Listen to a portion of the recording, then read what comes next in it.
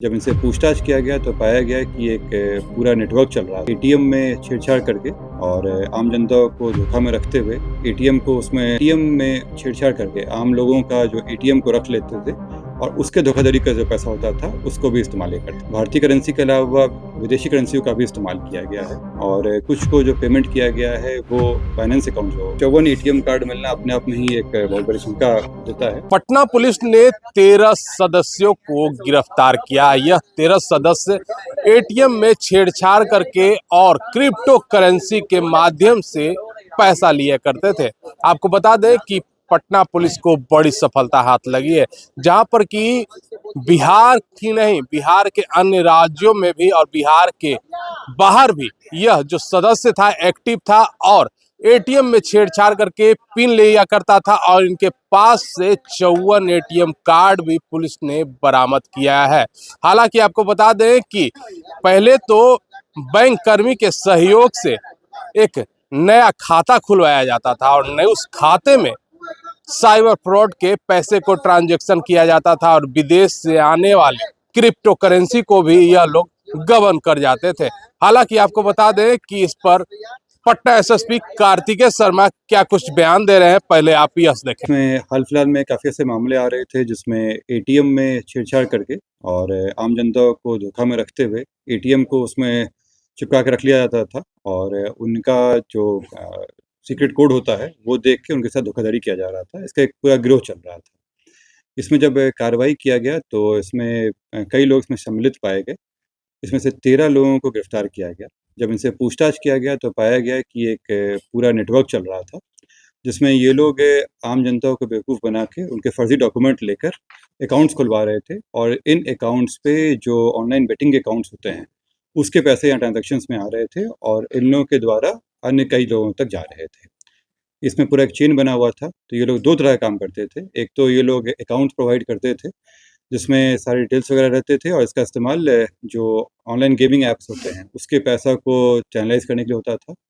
और दूसरा जो एटीएम में छेड़छाड़ करके आम लोगों का जो एटीएम को रख लेते थे और उसके धोखाधड़ी का जो पैसा होता था उसको भी इस्तेमाल करते थे। इसमें 13 लोगों की गिरफ्तारियाँ हुई हैं। इसमें कुछ लोग बैंक से संबंधित भी हैं और इस पूरे नेटवर्क का पर्दाफाश किया गया। इसमें कुछ लोग गया से पकड़ाए हैं, कुछ पटना से और कुछ बेतिया से। और जो अकाउंट्स वगैरह पाए गए हैं वो सारे डिटेल्स निकाले जा रहे हैं इसमें। इन कई अकाउंट्स में जो है वो भारतीय करेंसी के अलावा विदेशी करेंसियों का भी इस्तेमाल किया गया है और कुछ को जो पेमेंट किया गया है वो फाइनेंस अकाउंट जो क्रिप्टो करेंसी के लिए भी इस्तेमाल होता है उसमें भी किया गया है। और इन सभी में जो अन्य लोग भी हैं उन पे भी हम लोग नज़र रख रहे हैं। 13 लोग फिलहाल जा रहे हैं और जो आगे बैंक के स्टेटमेंट वगैरह है उस पर आगे कार्रवाई किया जाएगा। किस बैंक के अधिकारी या कर्मी हैं? ये लोग जो लोन एजेंट्स होते हैं वो उसका काम करते थे और इन्हीं के द्वारा अकाउंट्स वगैरह प्रोवाइड किया जाता था। ये लोग कई बैंक्स के साथ काम कर रहे थे। बैंक के एम्प्लॉय नहीं थे ये, लेकिन बैंक के लिए जो लोन एजेंट होते हैं उनके द्वारा काम किया जा रहा था। कदम कुआं यही लोग हैं। केसेस वाले में इनका सब आता आया है और जैसे एक गर्दनी बाग वाला में भी आया है, गांधी मैदान के भी कुछ में सम्मिलित पाई गई है इसमें। जो बता रहे हैं कंकड़ बाग वाला उसमें भी हम लोग जांच कर रहे हैं क्योंकि इसमें जो लोग रहने वाले हैं कुछ लोगों के कंकड़ बाग में भी रहते हैं तो उसके एरिया का भी हम लोग खंगाल रहे हैं। फिलहाल जो इसमें गर्दनी बाग थाना की जो टीम थी जो एडिशनल एसएचओ एसआई सौरभ थे उनके द्वारा इस टीम को लीड कराया गया था और उस क्षेत्र में जो अभी तक हुआ है उसमें जांच किया जा रहा है। इसमें अन्य जगहों का भी निश्चित रूप से आएगा क्योंकि जिस तरह का ट्रांजैक्शन है भारी संख्या में तो इससे निश्चित है कि कई लोगों को इन्होंने धोखा दिया है। क्या कुछ बरामद भी हुई है सच में? इसमें इन लोगों के पास से जो किट होता है जो अकाउंट्स का किट वगैरह होता है वो मिला है। करीब इनके पास से 54 एटीएम कार्ड मिला है, 11 पासबुक है, 23 मोबाइल सिम के साथ मिला है। ये सारे इनमें से किसी के नाम पे नहीं थे, ये सब फर्जी वाले थे। 5 सिम है इसमें अलग से मिला है, 5,900 रुपया है, 2 4 चक्का वाहन है और 28 चेकबुक और एक पासपोर्ट इनके पास से बरामद की हुई है। आप देख सकते हैं कि 54 एटीएम कार्ड मिलना अपने आप में ही एक बहुत बड़ी शंका देता है और जैसे मैंने बताया कि विभिन्न जगहों से लोग गए थे। कुछ लोग गया में ऑपरेट कर रहे थे, कुछ लोग पटना में थे, कुछ लोग बेतिया में थे। इसके अलावा अन्य राज्यों के भी लोग हैं तो उसको भी खंगाला जाएगा। इसमें मास्टरमाइंड सब कौन है? मास्टरमाइंड इस सब में कौन है?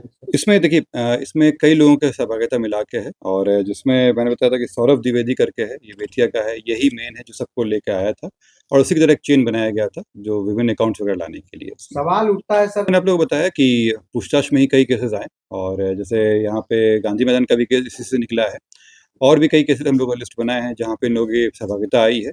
इसके अतिरिक्त जो भी हमारे पुराने पिछले 1 साल में जितने भी केसेस हुए हैं उन सब में हम लोग खंगाल रहे हैं फुटेज वगैरह के आधार पे और इन लोगों के मूवमेंट के आधार पे कि कहाँ-कहाँ पे कार्य किया है। ये अकाउंट खोलते नहीं थे, ये लोग अकाउंट्स अरेंज करवाते थे और उस अकाउंट के द्वारा जो विदेशों से पैसा आता था उसको चैनलाइज कराते थे। अकाउंट भाड़े पर लेते खोले जाते थे, एग्जैक्टली म्यूल अकाउंट ही खोले जाते थे और ये अकाउंट एक दूसरे को पास करते हुए जो इसमें आखिरी कड़ी हम लोग को मिला है सौरभ द्विवेदी, इसके द्वारा कि जिस व्यक्ति को दिया गया उनका नाम चूंकि हम लोग गिरफ्तार नहीं किए हैं इसलिए अभी हम नाम नहीं दे रहे हैं। उनका काम क्या था? पैसे ट्रांजैक्शन होता था और ये लोग हर एक लोग अपने अपने जो कट होता था इनका परसेंटेज वाइज बना हुआ था वो अपने यहाँ रख के ये लोग बाकी पैसा आगे बढ़ाते थे। जिनका खाता खुलता था वही हम लोग निकाले हैं जो अभी तक हमारी जानकारी में आया है। ये लोग करते क्या थे कि कॉर्पोरेट अकाउंट खुलवाते थे क्योंकि जो इंडिविजुअल नाम से होता है उसमें अगर भारी ट्रांजैक्शन होगा तो उस पर होल्ड लग जाता है, तो ये लोग कॉर्पोरेट अकाउंट खोजते थे और उसके द्वारा करते थे। जो हम लोग को भी जानकारी आई है जिसमें जो अभी तक मामले मिले हैं उसमें उन लोगों की जानकारी के बिना में फर्जीवाड़ा करके अकाउंट्स खोला गया है। ये तो सब कंपनी फर्जी नहीं है, कंपनी की जानकारी के बिना में उसके नाम पर चल रहा है।